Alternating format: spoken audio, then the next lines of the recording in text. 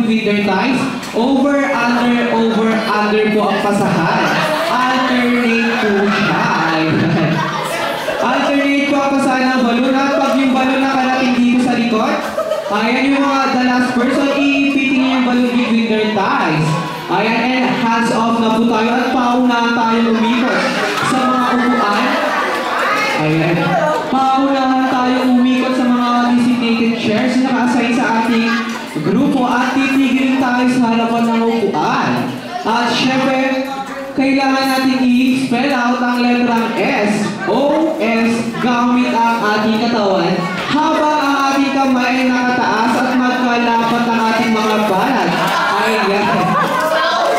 Ayan, gawin po natin, ladies and gentlemen, itaas po natin yung both hands natin at magkalapat yung palm po natin, yung palm. Ayan, and give me letter S. O. And S. Ayan, pagkatapos po natin gumiling ng SOS, babalik tayo sa pila and papasa natin yung balon over our heads at dito na po tayo sa harap at unti-unting mapaatras patalikod sila sir at sila ang uling iikot, gigiling at sila lang ang magpapump ng balon sa upuan. Ayan, yes sir, kayo lang po ang magpuputok ng balon sa upuan.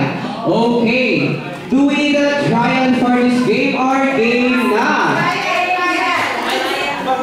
Yes sir, okay, for that trial, Johnny, set, go! Pass the balloon over your heads, under, over, under, over, under, over.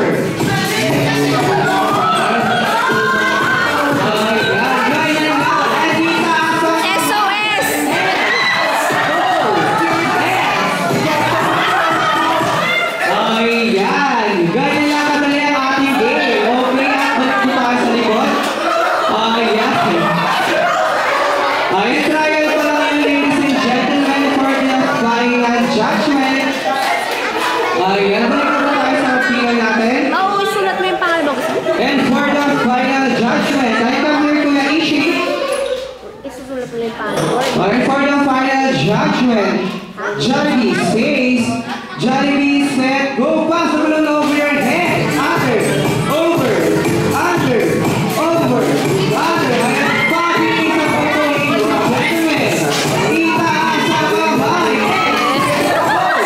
and pass the balloon over your head, under, over, under, over,